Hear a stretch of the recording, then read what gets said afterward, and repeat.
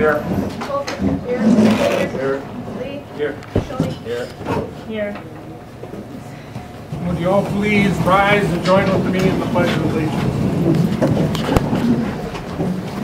I pledge allegiance to the flag of the United States of America and to the republic for which it stands, one nation, under God, indivisible, with liberty and justice for all. Amen.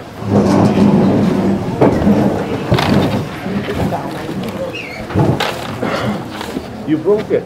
I would like to thank everybody for coming. I would hope that we have as large a turnout for our April election.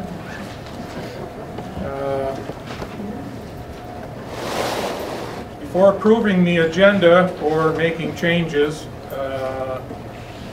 just a note that this is our special meeting of the Common Council. Is not a public hearing. That being said, I will ask the council if they want to give the public an opportunity to make comments. How we got to tonight is Scott Tigan called me last Wednesday and we had a discussion. He said, well, what would you think about the city annexing the property into the city corporate limits? And I said, well, I don't know. I have to think about that. I've been quite content to kind of sit on the sidelines and watch my friend Joe Draxler have to field the majority of the questions and the issues. We were on the opposite side of the road, outside the boundary, so the effect on us wasn't as immediate as it was on the town of Glenwood. They would have the final say-so, not the city of Glenwood City. The annexation is a different issue, and I thought about it for a day, and then I called the council, a meeting of the council, which is this meeting tonight. I told Scott that, you know, you need to say this to the entire council. You need to explain what you are proposing, what you would like us to do, what our responsibilities are, and this is the first opportunity that the council has had to hear any of this as well. We posted the meeting on Friday morning. Obviously the word has got out, so the posting works, and you are all here tonight. So this is the first opportunity that the council is going to have to hear of any of this, and I want to immediately dispel any notions that there's been behind closed doors discussions or the city is trying to railroad anything through. I was on Facebook today. I noticed some of the posts, and I can tell you nothing is farther from the truth. This is the very first session to strictly gain some information. We've got lots of issues as far as annexation. At this point, the city's totally unprepared to make any decisions. There will be no decisions made tonight. We have our mining ordinance is probably this big. So we're going to have a lot of help if we would decide to pursue this annexation. We have to get a non-metallic mining ordinance in place, and we have to deal with the annexation issue. I'm sure there will be future public hearings, and we'll be gaining comments from you folks at that time. So with that being said, I guess the next order of business would be to approve the agenda, and I guess I'm going to ask the council if they want to set aside a period of time at the end after Scott gives his presentation for public comments, half hour. What's your pleasure? Would be a good idea. Here, is there an hour, or however long it takes, half hour. Excuse me. Would you like to make a motion to that effect, to amend the agenda to allow for an hour of public comment? Go ahead. I'll make the motion to amend the agenda to extend our meeting for public comments, an hour. And I'll second that. Any further discussion? If not, all in favor signify by saying aye. Aye. Opposed, same sign. We will have an hour at the end of Scott's presentation to field comments, questions, what have you. Scott, you are on the floor. Where's the best place for me to be? Probably right in the middle. I mean, I know there's a lot of answers to that question. Mr. Mayor, members of the council, and the general public, thank you. Thanks for holding the meeting. And what brings us here tonight is exactly as John said, and I appreciate the openness of doing it this way. So thank you for that, John. This started back in June when we applied to the county, and then the county shortened it all up. You know, we held a couple informational meetings, and I think everybody here was at those meetings. And then the county got into the review of the application, and they interpreted the ordinance a little different than we did. That the 20 acres also was to include the plant. So we withdrew the application and back to the drawing board, and then we reapplied in January. And then we held our informational meeting a week ago tonight at the church. And then we talked a little bit about that after that meeting, about the annexation, and then I called John and said that this is a thought that we're having. We're still going down the application route with St. Croix County. So we're not planning to pull that back, but you know, this is such an important thing to the Glenwood City area that we just think that we should have a Plan B, and that's what this is. It's Plan B. You know, we've talked about the benefits. You know, it's without the drivers, it's 50 to 60 jobs, and I think about Adam Holmquist, who wrestled and made it to state. His dad works out in the oil fields in North Dakota, and could not go to one of his son's wrestling matches until Madison. He did get off for Madison. But wouldn't it have been nice if he could have been working in Glenwood and watched his boy wrestle and qualify for state? And those jobs are important. And we've got such a great community. We've got a clinic. We've got a chiropractor. We've got a good bank. We've got a lot of good businesses. And we have to keep this thing going. And we do that by creating some activity in this town and some jobs. And we want to keep our grocery store. We want to keep our hardware store. We want to fill up the storefronts that are empty. And we want to maybe bring some other business into town. And you do that by making some things happen. There's all kinds of ways to calculate the economic benefit to this community. You can take the payroll on the jobs. One way of calculating it is what is the cost per ton of the sand. It's about $25 per ton. We expect to mine about 1 million tons a year. So roughly that's $25 million that will be in that sand, and that most of those benefits are what come to the Glenwood City each year, annually. And it's going to be between a 25 and a 30-year process. So those are the benefits. So it's just too big a deal to, if there's a chance to have a Plan B, we need to have a Plan B, and that's what we're talking about here tonight.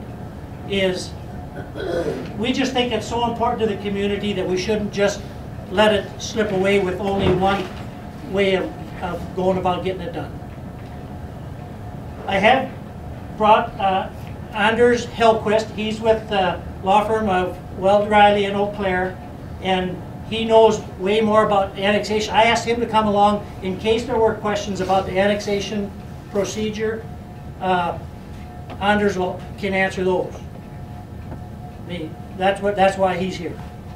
And I'm here for any other questions. And I mean, I'm a believer in Glenwood City, and I think this is good for our community. So that's my presentation. Sorry it's so short, but Do you have a dollar figure, Scott, roughly that this could benefit the city, either per year, on a per year basis, or a you know, on a lifetime of the mine, or something that this is very, very unscientific, John, but I think it would be at a minimum the tune of 200 to 250,000 per year benefit to Glenwood City, to, you know, just talk about direct benefit to this body, in that range. And all of the commitments that Vista has made, they will honor. We've made commitments to the school, they'll honor those commitments. Commitment to the county to upgrade County Road G, they'll honor that commitment. All of the commitments that Vista has made, they'll do. The well replacement, one of the conditions from the township was to concern ourselves for any declining property value of any of the immediate neighbors. They'll honor that commitment.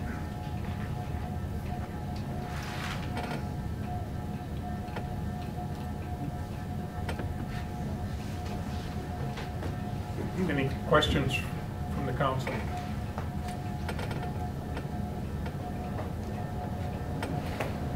Sonny, how long will you leave the application with the county before you?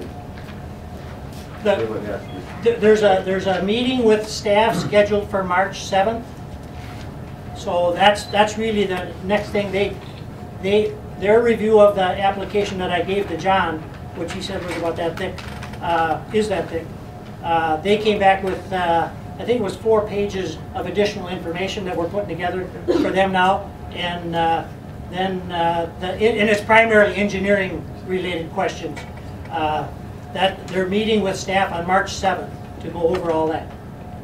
And you know, then I mean, every time you have some correspondence, you get a little better feel for where they're going. You know, so the counties, they've been meticulous about what they're reviewing. Yeah. I have a question. Why, I know this is your plan B, why not wait until the county makes a decision for certain what they're going to do with this? Why bring this up now to us? Maybe I asked John too soon, but I just found out about this meeting this morning, so I think it's probably early on. There's no question about that, Crystal, that John's a go-getter, and I appreciate it. Keep it all out in the open. So I probably shouldn't have talked about John, but when I got the thoughts in my mind, I put them on the table too. So how we pursue it from here might go down your route to wait till we see where we are with the county. So we've not made any application. It all started with me calling John and thinking out of the box. And a question for Mr. Anders. I didn't see where, or is it, his first name's Anders? Anders Hellquist. Okay. And how long does the annexation process usually take for communities such as our size?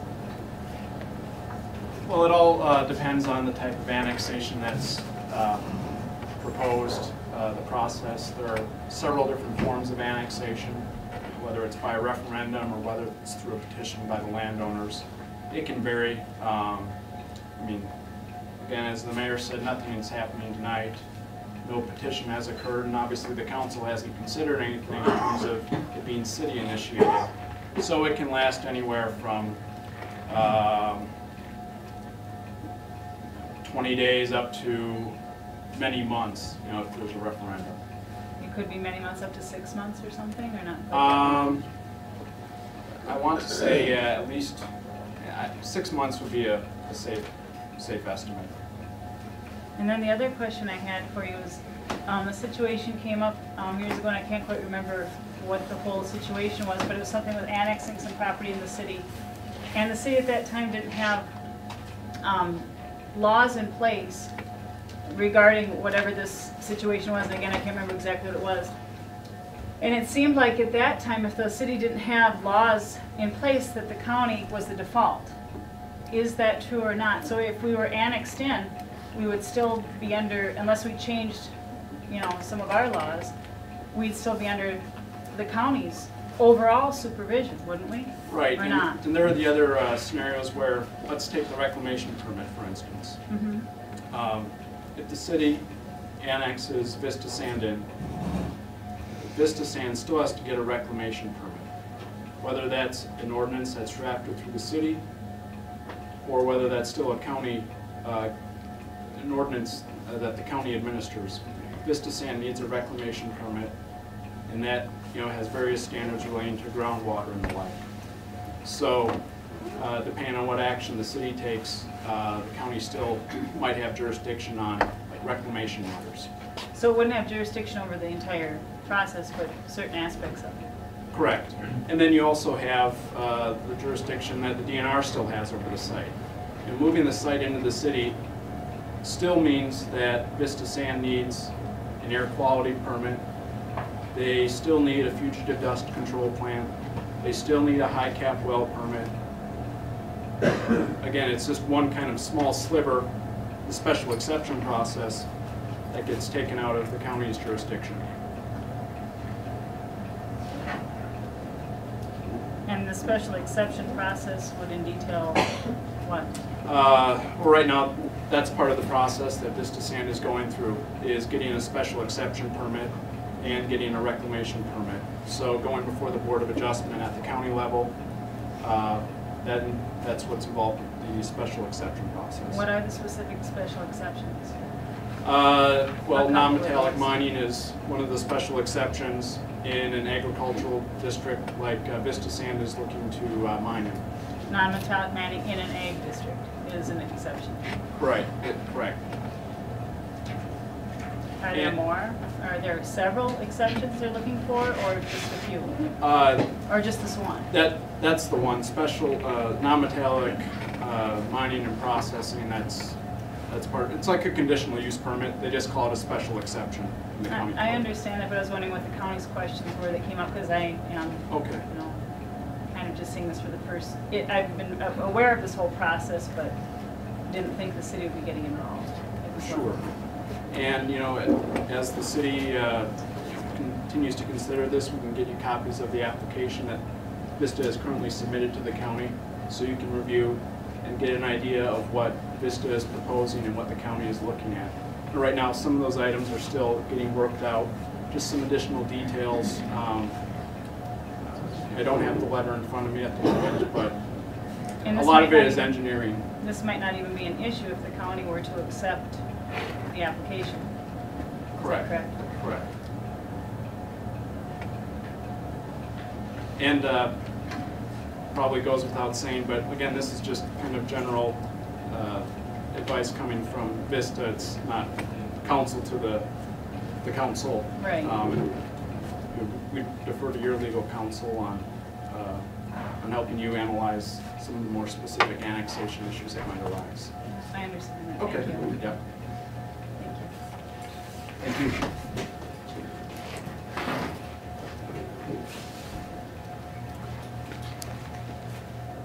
Any other questions?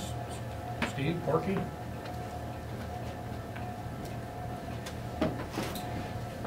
Scott?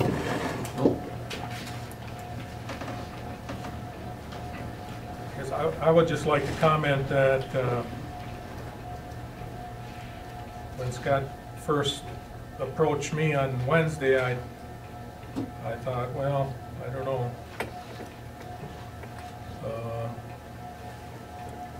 what we could possibly offer, but on the other hand, if we could get $250,000 plus the 40, 50 jobs, plus the truck driving jobs, I think that warrants the council's serious consideration. That $250,000 would allow us to do some things we might not otherwise be able to do, such as a new library and/or city hall, improvements to the parks, the ball fields, roads, possibly allow us to buy some vacant buildings on Main Street and set up kind of a system where we could rent those, lease those out to potential retailers at a very reasonable rate, try to improve the retail climate in town. Might even allow us to be able to recruit a pharmacist to town, which we need badly. I understand that there's serious concerns with the whole mining process.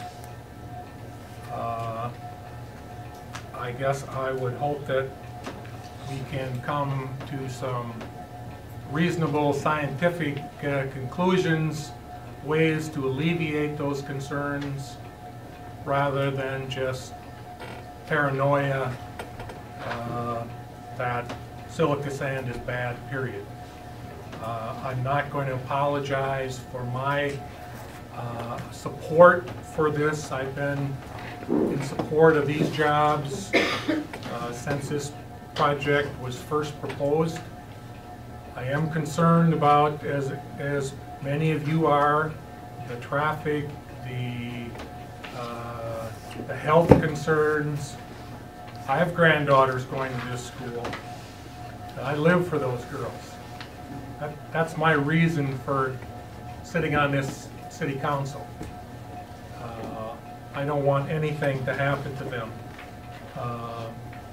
And I guess that would be my next question for Scott, is do you have any information, Scott, as to kind of where the school is at with Vista Sands on that monitoring? We met with the school district last summer, and the primary concern for the school is dust, but there's also water and truck traffic. And the way we left it with them last summer was that they would contact their engineering firm and set up dust monitoring. Well, then the permit application was withdrawn, and so they stopped doing what they were doing. And so now it's been kind of kicked back into gear again. They had a DNR representative at their school board meeting this last Monday night, and my understanding was that he was asked if his kids were going to school in Glenwood City, would he have a concern about them with that mine where it is? And he said he would not. That's only hearsay that came to me from a school board member, so I wasn't there. But the air monitoring will be done, and Vista will pay for it. The truck traffic will be stopped during school bus hours and any other special events during school time. So the school would be covered on a well replacement program, just like all of the other, any resident that would be affected by it, if that should happen.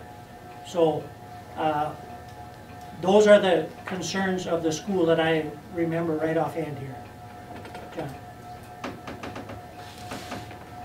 We don't want anything to happen to the kids at that school, just like you just said. Our opinion is this mining can be done properly and safely. This scale down deal on the acreage, I'm perfectly fine with that, as it lessens the impact a little bit, the annual impact. it would be nice to have a little more flexibility so it could be done a little safer in the mining, but, you know, we'll deal with that with the county too. But it can be done safely, and that's our goal. Would you, I know you had a meeting out at Holy Cross. I wasn't able to make it with effect at a city council meeting that evening, but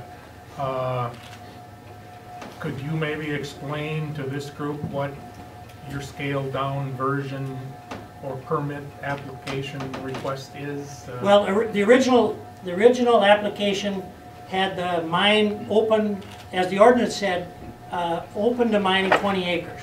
And we took that as that we could mine 20 acres. And so what would happen is you'd probably have a third of that 20 acres being actively mined. You'd have a third of it getting ready to be mined and a third of it being reclaimed. So roughly 7 acres in each phase like that. And then we had the plant on another 20 or 30 acres. So we had to scale it all down into a total of 20 acres. So now it's the application that the county has now has the mining on about 12 acres and the plant on 8 acres for a total of 20.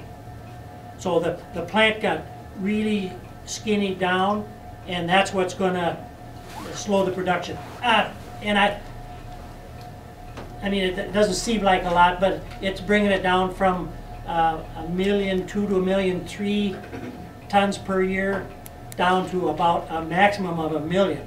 And RJ says I won't be able to get 1 million tons through that plant. He's saying 800,000. So the application says 1 million, and RJ says I don't think it'll be that much, but that's what the application says, is 1 million tons a year. I have a question. You had mentioned like $200,000 to $250,000 benefit to the city. Is that you're considering? Is that property taxes that you're? Well, I think it's property tax and it's fees, and I mean, because you're going to have some costs and you're going to have to cover those costs, and Vista should pay that, and I think Vista will pay them. You know, if you have to hire an engineer to enforce it, I mean, that's how I expect you probably would do it. Vista should cover that cost. Thank you. Yes.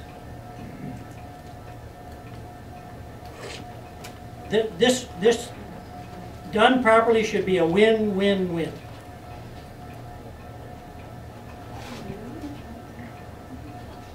Any other questions from the council? Not quite ready for you. Hang on, are you going to fall asleep on us, or? Thank you. Any other questions from the council? I'll ask again. This is your opportunity, folks.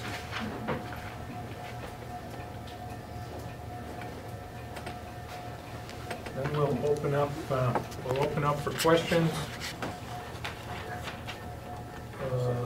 No.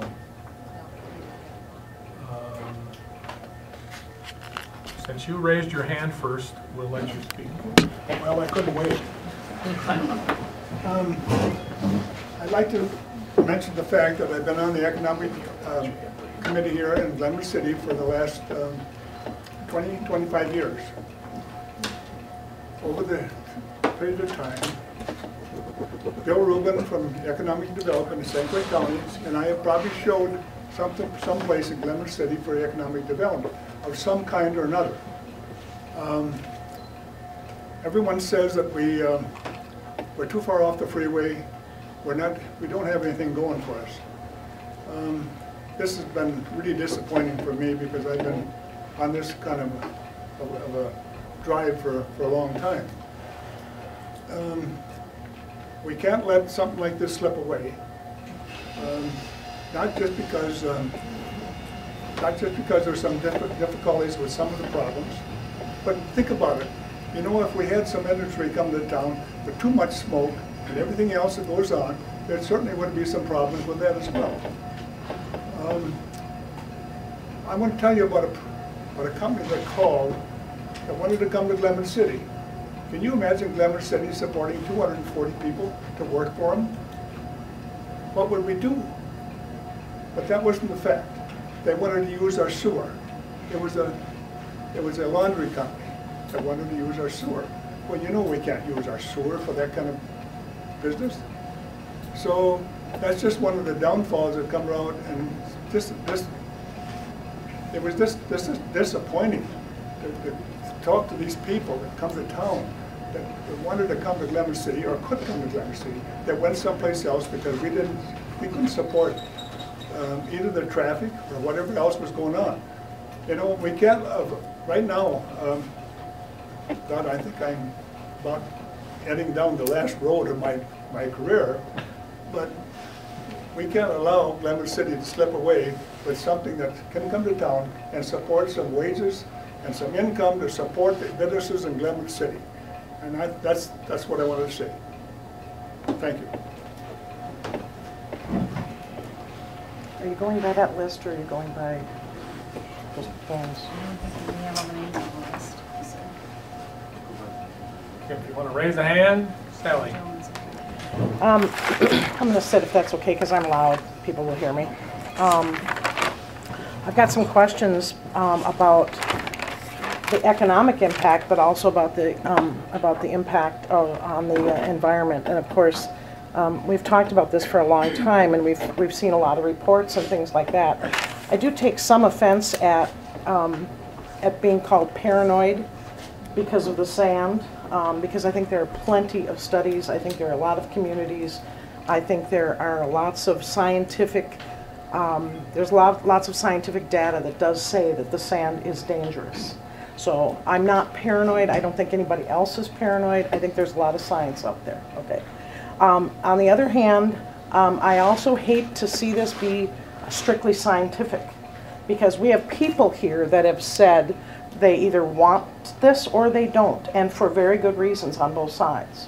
So I think there's a strong argument. People will make a strong argument. It's got to be something more than science, but I think the science has to play a big part because, like Leon said, we've got things that maybe we can't upgrade because we don't have the money, but if you bring in $250,000 a year, which is I think Scott said 2 to 250, that's the high estimate. You're going to have to look at a lot of expenses as well. You're going to have to look at legal fees, and you're going to have to look at that engineer or some kind of firm that's going to have to oversee this. You're going to have to rewrite some ordinances and have some different laws. So I think there's going to be a lot of expenses involved in that. $250,000 a year isn't a lot of money when it comes to, you know, upgrading a sewer or upgrading the water system or rebuilding the city wells, because you need to go deeper. So I think those are issues too. I think that considering what St. Croix County has been saying to Vista Sand for this application, they've wanted more information about environmental impact, which I think is a good thing. It was going to be a difficult, I think this is an easier way to go for Vista Sand. I think it's much easier to come to the city and hope that you can annex this in, because the city will oversee it then and the county will not. And if the county is telling them that they need an environmental impact study, that's a big deal, and they don't want to do it. So I think you need to consider those things too. Scott's calling this a Plan B, and that's fine, but I think that considering what the county has been doing and considering all the mining facilities that are in the county, they have some experience, and they have a lot of good rulings and a lot of good background in going through all of that before they approve this. So I think before Glenwood City decides that they want to annex this property, you need to look really carefully at what it's going to cost you, because I don't think you're going to make a dime. I think it's going to cost you a lot in people that don't want to live here any longer. I think it's going to cost you something in just the basic costs that you will have to just get some of these things in place. So that's my biggest concern, is if you're going to do that, you know you need to monitor it. You're going to have to police it. And we have no guarantees. I mean, Vista has said they would do these things, and that's great. But what if they just decide at some point that this isn't profitable for them anymore? Then what? They pull out, they walk away, they leave us with a mess. What happens then? I mean, I don't know. I'm asking that question. We've never had that question answered. I mean, there's always been some dancing around that. And so I'm concerned about an outside company. It's one thing when Scott says something, he's a community member.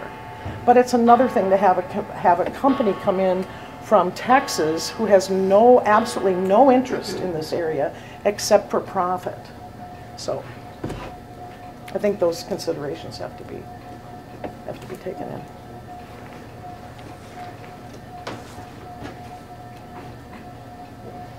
Hi. Would you tell us your name and address? Sure, Julie Augustin, 421 Crystal Street. I have twins that are in first grade. They're going to be in the school district here another 11 to 12 years. I just kind of wanted to inform the community and the council that Wisconsin's open enrollment. And if that goes in by my kid's school, I'm pulling them. And that's 2 pupils and the tax dollars to go with it. And I just don't know if anybody's ever thought of that. We can pull our children and take them to other districts. So I just wanted everyone to consider that going forward. Thank you. Thank you. I'm Chris Shoney. I reside at 120 Simon Avenue, which is in the city limits of Glenwood City.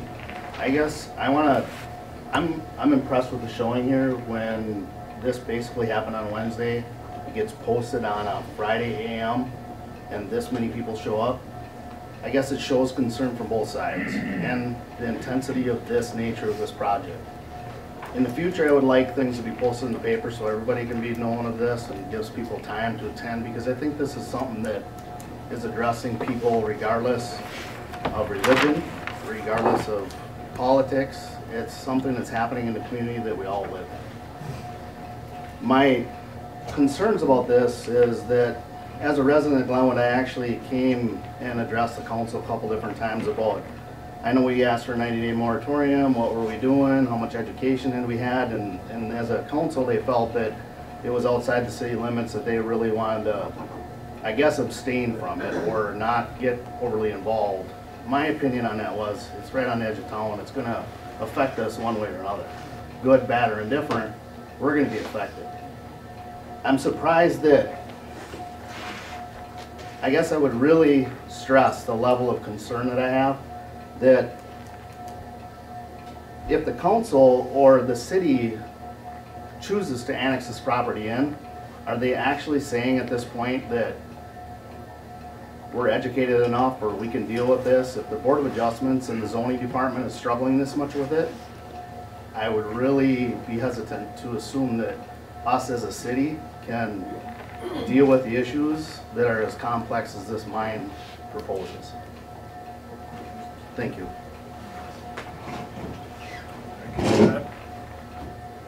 Hi. I think now correct me if I'm wrong. Could you give us your name and address, please? Carol Vega, 117 Windmill Way. Correct me if I'm wrong, but with Governor Walker's visit to the Capitol, I heard that since Wisconsin doesn't have an EPA council or whatever looking into our things anymore, that was dissolved, the EPA has come back to Governor Walker and said that Wisconsin is using more water than any other state. Now please, everybody correct me if I'm wrong, but my issue is water. Big time water. And I am a new resident and I feel like I'm in heaven when I understand the aquifers that nature gave us. Now we are going to pump those things dry for 60 jobs. I think we want to be very long-sighted in this. I also have a background as a scientist, and I think I feel more strongly that science should be involved in this project. We need to know as much as we can what this is going to mean to our population 30 or 40 years from now. And mining has a history of this. Cancer, whatever, wells, whatever. We need to know.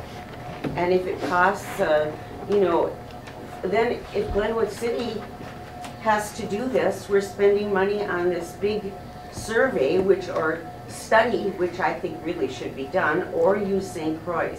But we have to know, because citizens and the council are dealing with changes here that are unbelievable. Up my road, going off 128, if anybody would like to look at this beautiful sign, it says, these hills were formed by a glacier that went through here 3,000 years ago. They have been kept pristine. And now what are we going to do? What is our responsibility? This is what I think we should be looking at. What are we going to do to our land for 60 jobs, not even saying that those jobs are going to come from the Glenwood people, because that will be a question. So I've said enough, but I love living in Glenwood and I'm here to protect it, and the water. Thank you, thank you. Hi, I'm Charlotte Heimer, and I live at 201 Limerick Court here in Glenwood City.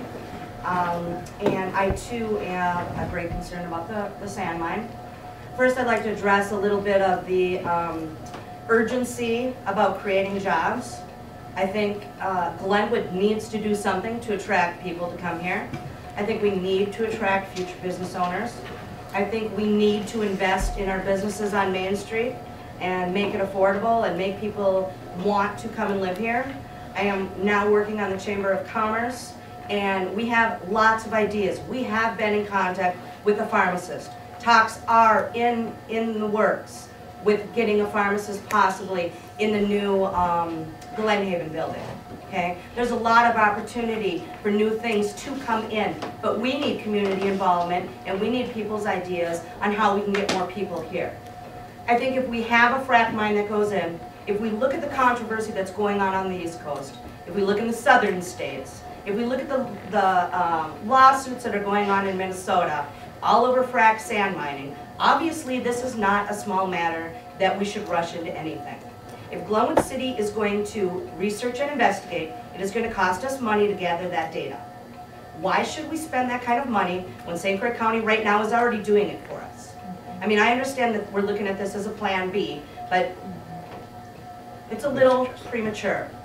Okay? We don't need to spend money when someone else is already investigating it. And science tells us what this can do. I am all for industry, but I read recently in a report that one of those trucks loaded with sand is equal to 9,600 vehicles driving on that same road. That's one truck. And we're talking about 200, 250 a day. That's a lot of wear and tear. That is a lot of money. And okay, maybe it's the county's road, but how quickly is the county going to repair that road when it's falling apart? And our buses are driving on that, stopping and picking up kids, and you have 250 trucks. Okay, I admire your business sense. I admire you know, the success that you've had with your business. I just don't know if I think that this type of an industry is right for the city of 57 Hills, because we're going to have to redo all of our signs, or 157. We have to redo all of our signs. Okay, and that's going to be a big cost too, because it's going to now have to be 156. And we're going to need a new float, and we're going to need lots of new stuff. But, okay, I'm trying to lighten up a little bit. But seriously, you know, people are drawn to this area because it is beautiful. It's quaint, it's quiet. When I read articles online about people's houses rumbling because of the mining going on 24 hours. When I sit at a school board meeting and I hear they need to look into a new heating and cooling system and they have a roof, you know, unit, I think to myself, well, wow, do we want to spend that much money on a roof unit? And maybe we should check what they use in deserts, because there's going to be a lot more sand if we're going to, okay, the sand mine. You know, I mean, there's a lot of things to look at. I hear people can't open their windows because the dust in their homes are awful. People don't hang out their clothes on the line near. I mean, we could take groups of individuals and go to New Auburn and go down south by Red Wing and go to, you know, I mean, there's plenty of them. Let's go visit them. Let's see what they look like. You know, it's not super pretty from what I am hearing, and it may be profitable, but in the long run, is it going to bring people? No. Is it going to make the fair go somewhere else? I don't know if I'd want all my quarter horses down there breathing the sand in, you know, for 4 days. I don't know if I want my children running on the track or playing on the football field. If it's in a, if we can get levels tested and we know what a baseline is for normal sand, and then we can be guaranteed that that level is not going to rise if there is a frac sand mine built behind our school, hey, I'm for it. Make sure they pay for the roads, make sure they hire Glenwood City residents, but first and foremost, we need a guarantee. And like we said in a school board meeting, Chris Shoney said a couple weeks ago, you cannot count on a handshake anymore. Those olden days are gone. If Vista Sand says, yeah, we're going to make sure we repair those roads, yep, we're going to make sure we don't run during school times. Do you have any idea how many after-school activities there are? There's one every single night. They go until 9 o'clock. Are they going to stop running trucks at 3 o'clock in the afternoon? I don't think so. I mean, that's big money. 3 to 9 p.m., that's 6 hours of your day. I mean, I don't think we can count on a firm from Texas saying they promise they will take care of us. We need to take care of us, and we need to do the research. Thank you.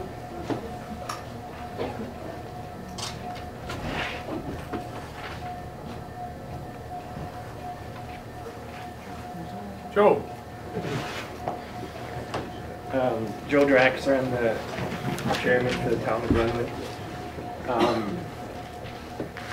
I'm 100% opposed to the annexation process. From a township standpoint, it's not a win-win-win for us. We lose 400 and some acres of our land that we put into our valuation, and we'll also lose the revenue that'll be generated from taxes for the processing plant, the mine, etc. When I took over as chairman, we were #1 in the county for the most dirt roads of any township. We've worked pretty hard trying to blacktop. I'm not sure that the taxes will be in that 200 to 250 from what I've researched, but I would just as soon put that money into our town roads.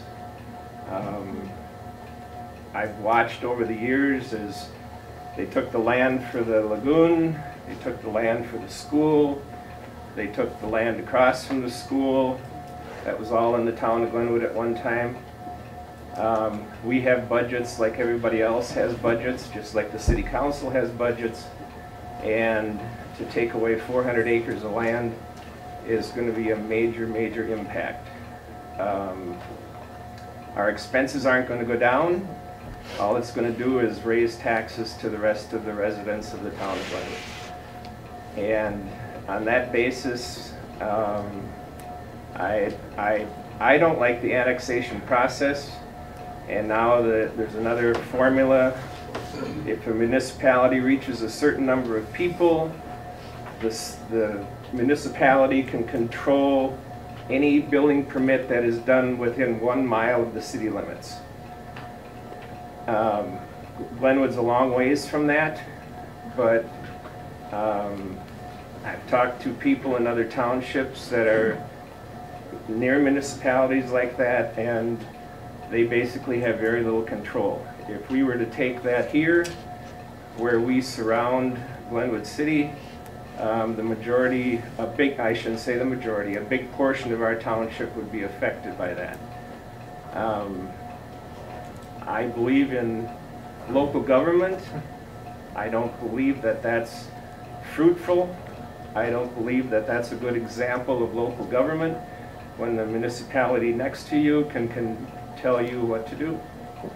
So the first drilling that was done in our township over 2 years ago on the north side of the township for frac sand, at the time I was 100% opposed to a frac sand mine in our township.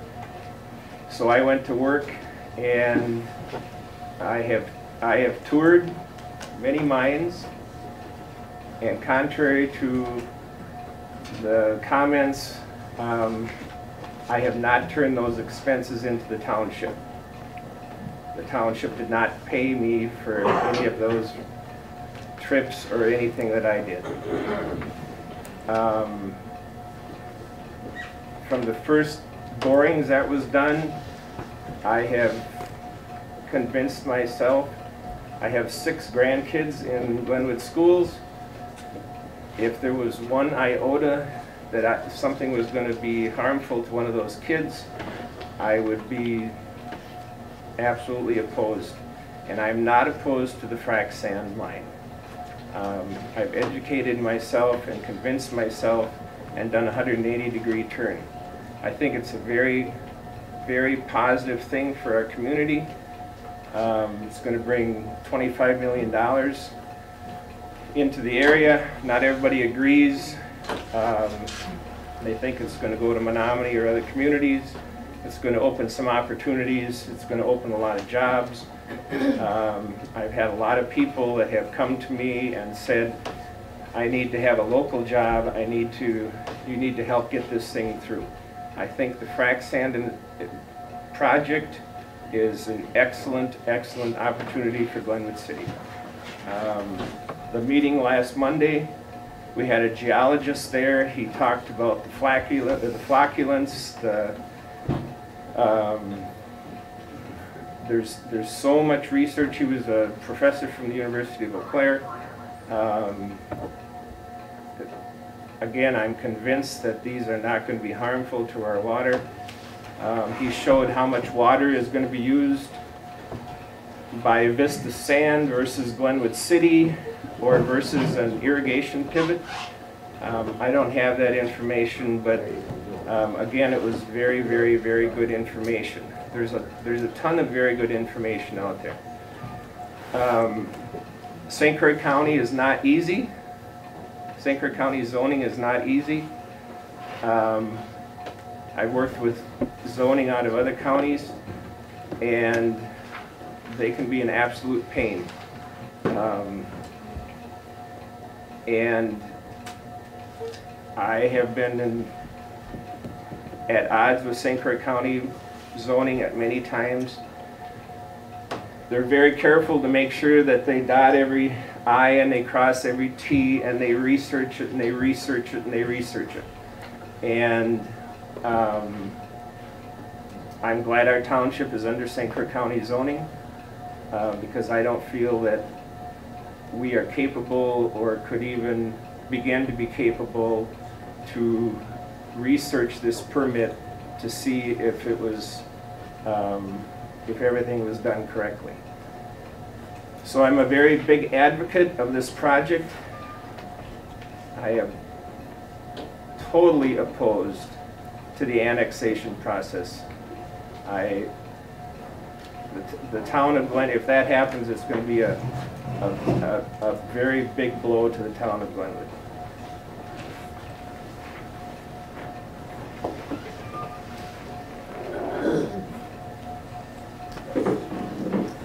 Superintendent of the Glenwood City Schools. I just want to have a clarification on Scott's report. We have no agreements with Vista Sands at this point. We are in a dialogue with Anders as legal counsel with Vista Sands. We were in a little bit of turmoil because Riley Friend, who Anders works with, was our legal counsel on this until Vista Sands employed them. So we've secured different legal counsel, and that legal counsel will be having a discussion with Anders and whatever representatives Vista Sands has. There has been preliminary discussion, though, about 3 key points with Anders and myself, and they have been prepared to have a letter come from Vista Sands. I'd asked them to hold off on that letter until our legal counsel can get involved in the dialogue. There was also reference with the meeting that our school board had recently where John Stoffel from the DNR came in and spoke to our board. And there was a question that happened to be from me, so I can tell you exactly what the question was. I was aware from a dialogue with John about his child and what his wife does. and I asked the question if his child came to our school and was a student there, if his wife was a teacher there as opposed to a different school district where she teaches, where would he be on the issue? He indicated, as Scott did, that he would feel comfortable with them being there as long as certain things happen. And I think that's part of the dialogue going on right now. However, he also gave some suggestions on things that he was more concerned about, as opposed to, and it wasn't that he wasn't concerned about air monitoring, so please don't misunderstand me, but he gave other suggestions that we hadn't thought about. So he talked about berming, the heights of berms, the vegetation and the advantage of vegetation allows, it generated the potential for a further deeper dialogue with Vista San. So again, my purpose is just for clarification. The comments made there, and there are dialogues going on, but we don't have anything in writing as a school district, and we're working towards that. And I also want you to know I'm leaving because I'm in the middle of a board meeting for our school district. So have a good night. Thank you. Thank you.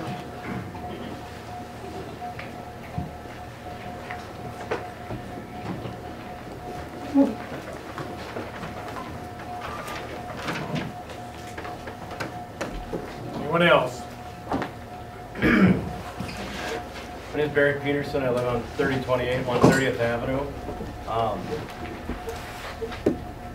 There's about two things in life that me and Joe Draxler agree on. Opposition of them annexing this in is the right, or is, I don't like it. The county is doing their best to research the thing, or to research everything. I don't know if, no offense guys, but you guys are not full-time employees like the county had. They have geologists, they have people for their zoning, they have, people that work full-time on this thing. It's gonna cost you guys money to do that as a city. I know this is preliminary stuff. The things the county are asking for SEH, the engineering firm, to provide them with are not that great. I went to the county, got a copy of the 25 things they're asking for. One of them, just provide further information on the proposed travel routes. That's nothing major. Why can't you just provide the information? Another one, show all the groundwater and surface waters will be protected, short-term, long-term, from the proposed operation. They're not that very detailed information. I mean, you should be able to provide that with us. The one thing we have learned is from Vista and all their meetings is they're not concise answers. The things that the county is addressing are not that major. They should be able to be addressed in a timely manner. To say that the county is dragging their feet and not providing this fast enough, if you look at the Wilson mine took 1.5 years to 2 years to permit. So this is not an overnight process. If you talk to scientists and geologists, for everyone that says there is no water issues or no concerns with the water, there's 5 that say there is. If you talk about the air, the DNR says there isn't any issues. If you listen to Crispin Pierce, the University of Wisconsin, I believe Eau Claire study, he says we're getting way higher levels than they are. These monitors are new. The DNR hasn't even gotten the results back from the monitors. They still haven't processed all the material in them. The problem is the monitors are just coming up and just getting updated, so they're new. One monitor says one thing, one monitor says another. The sand mining, frac sand mining, and this industrial scale has only been really going for the last 5 years in the state that it has. It's really taken off. Was it 5 years ago there was 10 mines in the state of Wisconsin? Now I think last year there were 75. So they're just taking off at an enormous rate. DNR is understaffed. They just don't know how to handle it. The monitors that they're getting out there are so new, they still don't have the results back yet.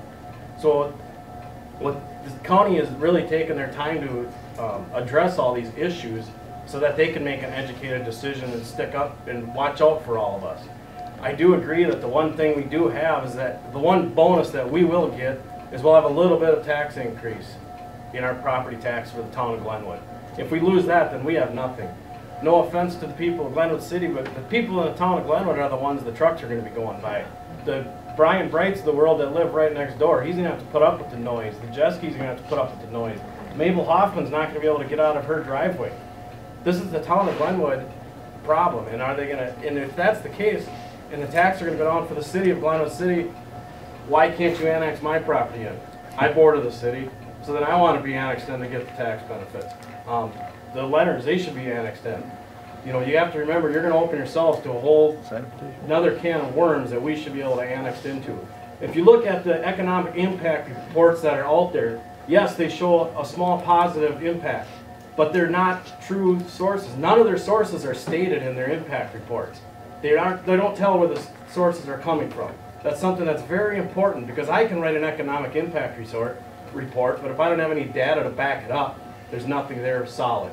In the Wood County Economic Impact Report that was done, yes, it did save, but then the next year, the levy raised because they had to fix their roads. So everyone's property taxes went up to take care of what the sand trucks have done to the roads. Now they're gonna fix the road one time, yes, but what are they gonna do in 10 years when those trucks, like she stated, ruin that road? So those are a few things that need to be addressed, and those are the things the county are looking into.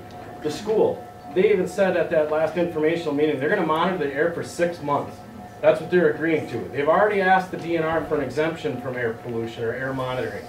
So now they're gonna agree to monitor for 6 months. On a 24 to 27 year project, 6 months is not good enough. I have kids that go there. I got a 4-year-old that hasn't even started school yet. He's gonna go there his whole life. These are the things that we need to watch out for and protect ourselves from. And that's the one thing, that's where the county is getting all this information, and they're doing a good job about it. If the county says that, no, this is too close to school and these are the reasons why, do you think the city or the council is gonna have a better reason to permit this? There's gonna be a reason. The county's looking into every avenue. They're having experts come up there. They're not just all sitting around, you know, making their own decisions on it. They have experts, they have reports, they have studies. So if at least the county does it, they're gonna have proper zoning. Your zoning that you may adopt could have loopholes. I mean, there are $1 million lawyers out here that find ways to get around these zoning ordinances that local governments like ours or the city of Glenwood would adapt. That's the one thing to be a little bit leery of if you do consider this or do this, is to watch out for the zoning end of things and cover your own butts, because then, you know, everything could be back on the city. That's all I got to say. Thank you. Thank you. I'm F. Wiley, and I live at 984 County Road W. I live 1.25 miles away from the Downing line that's operating now. I will tell you for a fact, my taxes raised this year by $200. I was told my property taxes would decrease because the mine would carry taxes. Well, that didn't happen. $200 might not be a lot, but if it's your 200 and your 200 and your 200, who's covering the cost of that mine? The town of Springfield taxes, if my taxes went up 200, you can bet my neighbors went up as well. Two things that stick out in my mind from all the meetings I have attended. DNR said they didn't have monitors small enough to monitor the air. They were working on it. That was last summer.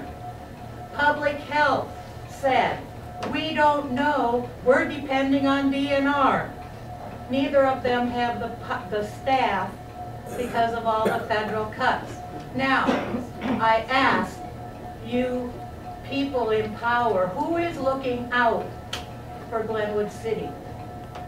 DNR is trying, St. Croix County is trying, and if they're doing their best, and they're saying they don't know, and Public Health is saying, we don't know, do you depend on someone else to say, yeah, it's okay? That's all I gotta say. My name is Steve Ashley. I live at 3051 110th Avenue, about 2 miles south of town. I'm a relative newcomer to this community. I moved here 8 years ago. And the reason I moved here, after looking around for 10 years where I wanted to retire to, was because the quality of life out here. The quietness, the park, the rustic roads, the hardware store in town. Just the atmosphere out here. The people I've met are wonderful out here. And this, I'm not against mining. I have friends that live in Trempealeau County and other areas where there's been these mines. And I think you're kind of missing you talk about attracting people to this community and building businesses, getting businesses to come into this community. Are people going to move out here when they have to fight truck traffic, constantly going in and out of here? Is that the kind of business that you want? Yes, there's money coming in from it, but you got to look at the bigger picture. You know, you talk about growing this community. I don't know, because I'm an outsider, this community really impressed me. I mean, I looked all over Pierce County. I lived in Hudson for 20 years before I moved here in southern Wisconsin for the rest of my life before that. And I moved to Glenwood. I really looked hard for a place to live, where I wanted to spend the rest of my life.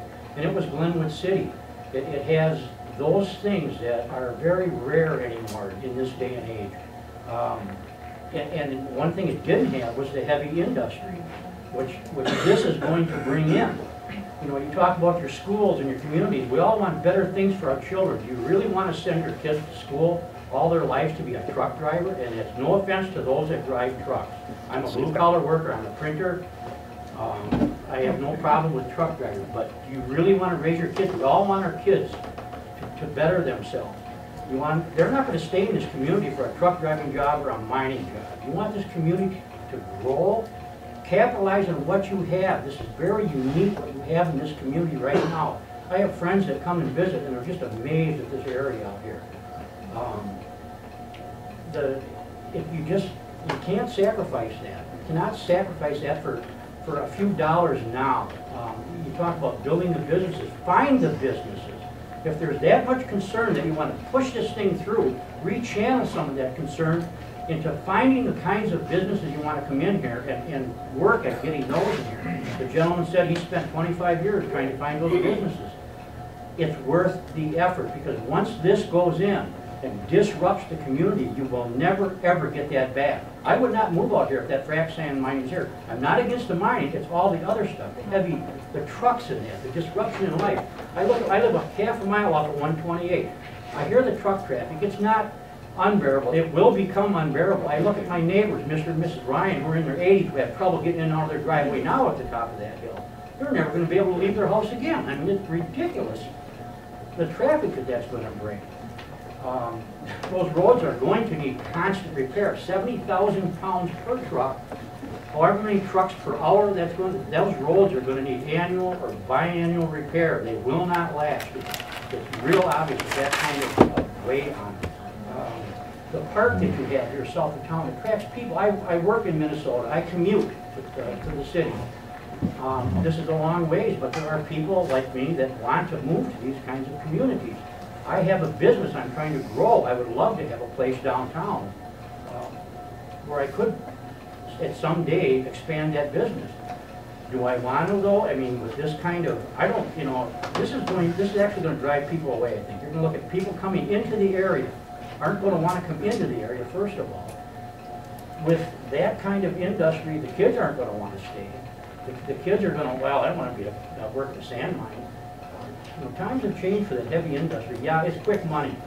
And if quick money is better than quality of life, I mean, that's the choice you're faced with. Either quick money or quality of life. Quality of life will make this community grow. I mean, it's going to be the Glenwood sand pilers. I mean, once the hills are gone, here's the hill towers. I mean, really, think about it. I have a grandson now. I have grandchildren. One of our favorite things is to sit outside and listen to tree frogs. You think we're able to hear the tree frogs? The trucks going up and down that road all the time. You have dark skies out here. I take the kids out with my telescope. We look at the dark skies. Well, the sand mines run 24 hours a day. You've got light pollution. How can you have those dark skies? There's all these little things that everybody seems to be missing. You know, oh, get it, $250,000. Well, that's great. What about the little things? What about your children and your grandchildren? Think of them before you snap into something. Let the county do what they're going to do. If they say fine, that's that. Bottom line, it's my opinion, and just my opinion, we need to have a referendum of the people that are going to be affected. Those of us that are on the route, those of us that are on there. See how many people really want it before you just, go ahead and okay it. Somebody shut up. That's all I got to say.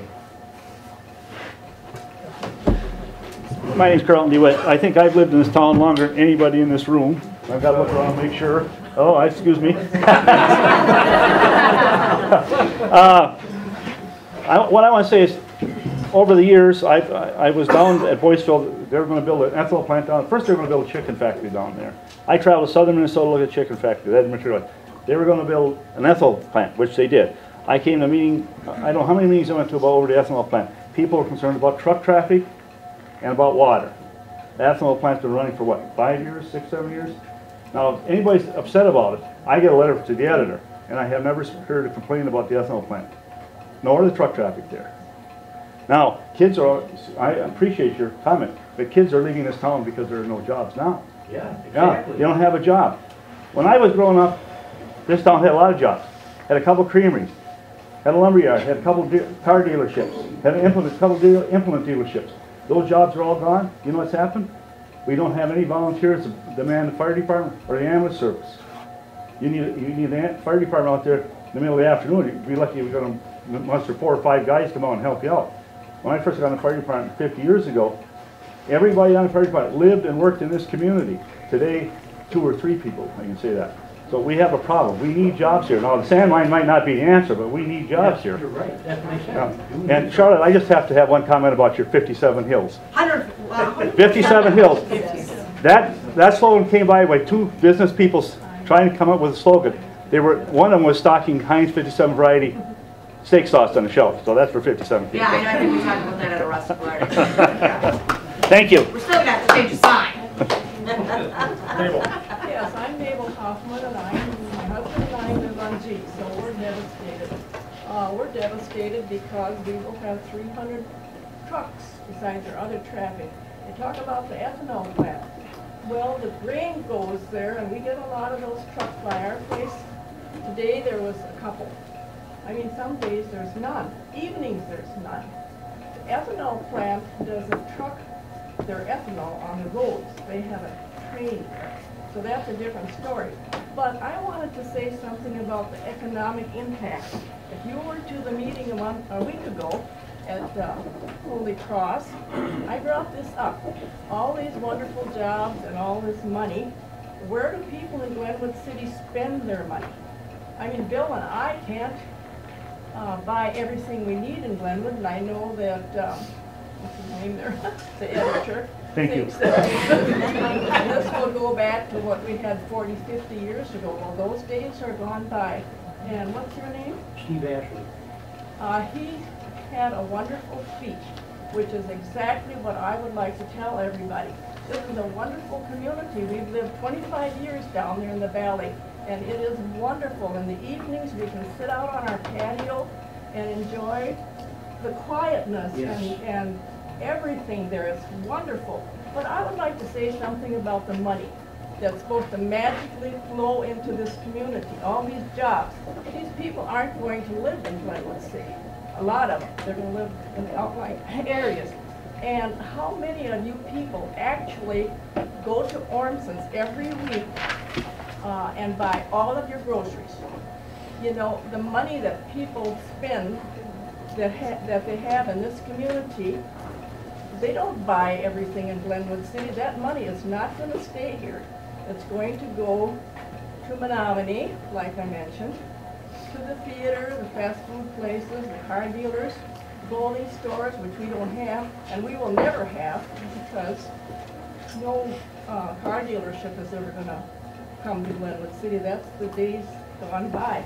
So I think you should start thinking about all this money that's supposed to flow in here. Well, like, I can't remember your name. Steve. Anyway, said it's going to destroy the beautiful quality of life that we have. And my husband was born and raised here, and he is even concerned about this, destroying this wonderful community. Thank you. My name is Natasha Larson, and I live at 446 Pine Street. I have many concerns with proposed sand mine, but my main concern is I have a daughter in kindergarten that has asthma. I have 2 other children that are going to be going through the school system also for the next 12 years. I would like to see a study of what's going to happen to my daughter who has asthma. Yeah, we're going to monitor this, and there's levels, the right levels or the perfect amount we can all inhale. But who's to say that that is a good level for my daughter who has asthma? Who's going to be by my side when she is 20 years old and has terrible lung issues? but we didn't have the amount of time or the years to research all this. Who's gonna be there then to help me at that point? No one. With the open enrollment comment, that's what will happen with my 3 children. We will not stay. We will not stay. I will have to move away from my in-laws. We will not stay. I am sorry. It gets personal, very personal. Personal to everybody in this room.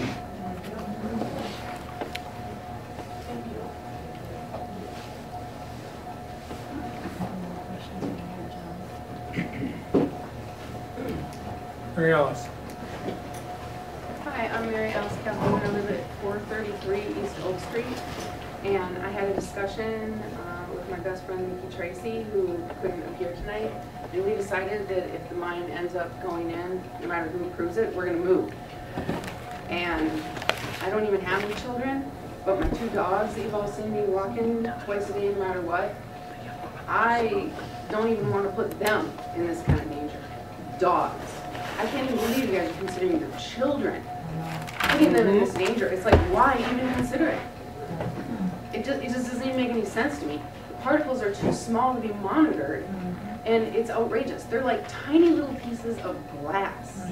Like you inhale glass, it goes in your lungs, it embeds there, and then after that you keep getting scarring over and over and over again.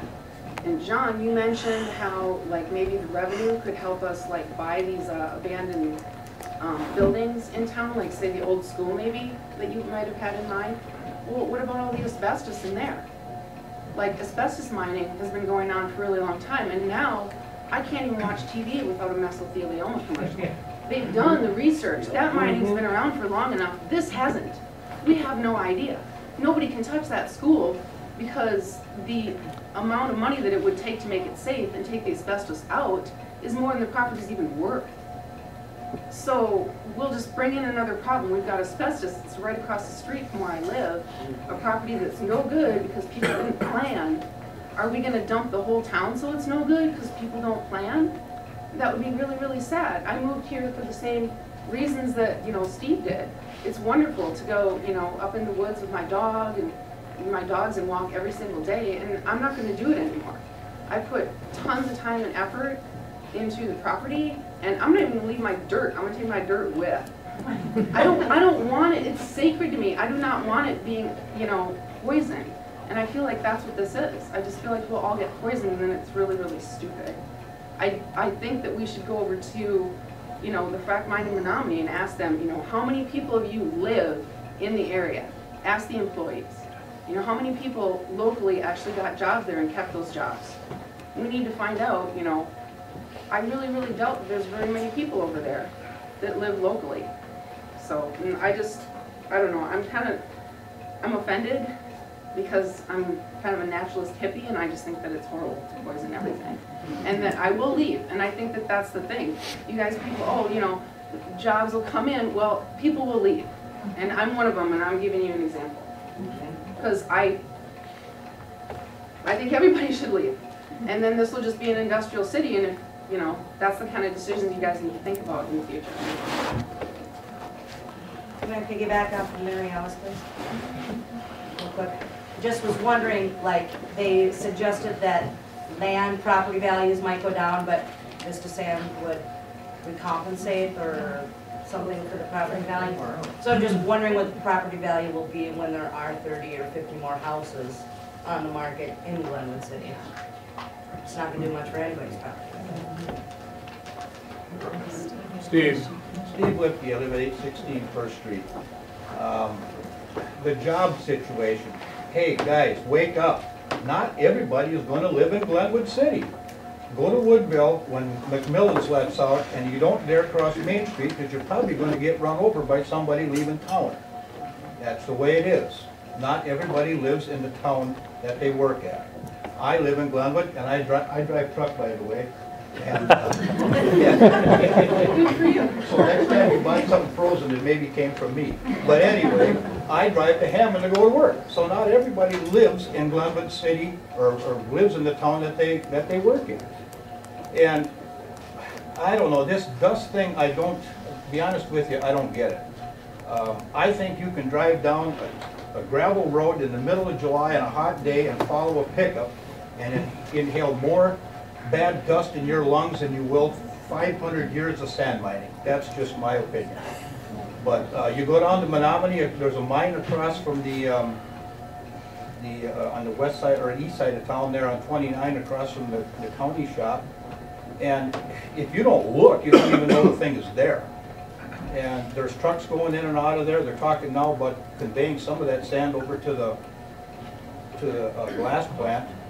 And for the people that have lived here a long time, Carlton's lived here a long time, you remember when they were going to mine the sand out of that hill down there anyway for the glass factory about, what, 40 years ago? 24 years. It was frac sand at that time. It was frac sand, and that was the same thing. It was for the glass industry. And the only reason that didn't happen is because the building industry fell in the toilet and they didn't do it.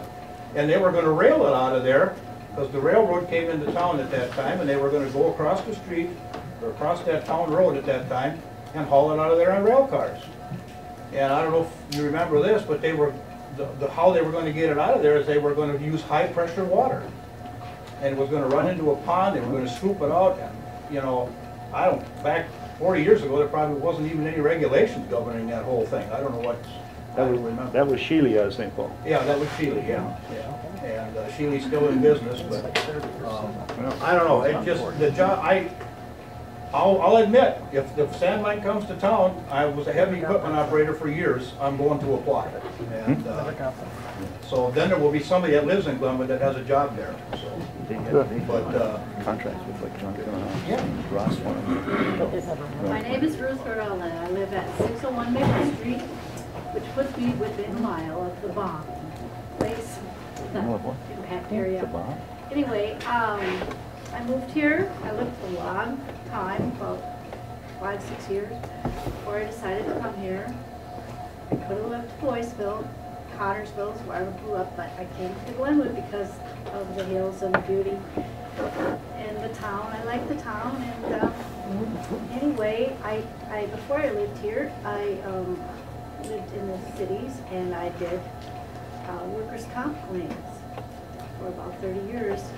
I did thousands of asbestosis claims and silicosis claims.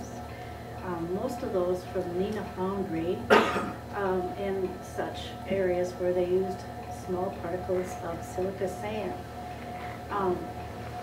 And a lot of asbestos claims. When they put these asbestos, most of the asbestos came from, you know, the pipe fitters and navy yards and so forth, whatever. But I can even remember having pot holders when I was a kid growing up outside Connersville. They had asbestos in them, and we had trivets that we put our hot plates on that had asbestos in them. Because you know what? We didn't know the dangers of asbestos then. And it took another 30 or 40 years before we realized the impact of this. And when I was handling these claims and watching these people die, which I did, and trying to compensate them somehow for the loss of their loved one, sometimes it would not be just only the man that worked in the plant that would die. Sometimes it would be his wife that would die because she would wash the clothes of the man that worked there, or whatever. This stuff is so, what do you call it? You know, it's invasive. It's everywhere. It's tiny. You don't see it. You don't know it. None of us knew the impact when we put our hot casserole on the hot plate in 1955, that stuff would kill us someday. And this has this potential impact on our community as well. And the things that we know now about it, we won't begin to find out the real impact until our kids are 30 years old. That's just my experience, and I've had a lot of it.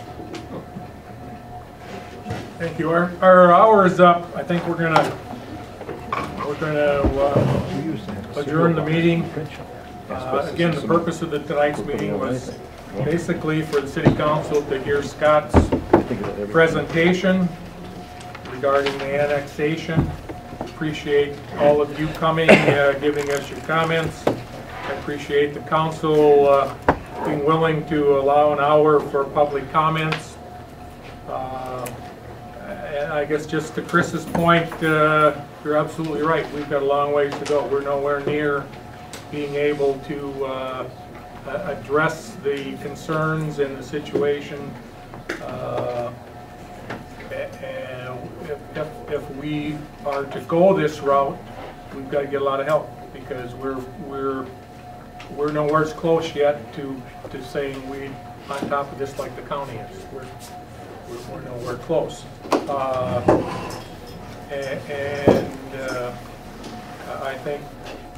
think somebody else said it out there. We're all here for the same reason. We want the best for this area, whether it's Glenwood City proper or the surrounding areas. We're all in this together, and we all want what's best. You know, we're gonna get back to neighboring again, and worrying about your neighbors, and helping and taking care of your neighbors, and that's, I guess that's one of the reasons for the meeting, is to get this out in the open. I think we realize that there's a lot of work to be done, and this group at the table's got a lot of thinking to do. I guess I, in my mind, have the question of, is there any number? Is there any number as far as air quality or purity that people will be comfortable with? Or is, Mary Alice says there's none, and I respect your position. I guess I have toured the Menominee, and I saw no dust on a windy day. I think it can be done right. It's not visible, sir. I think it can be done right. And are all mines run right? No.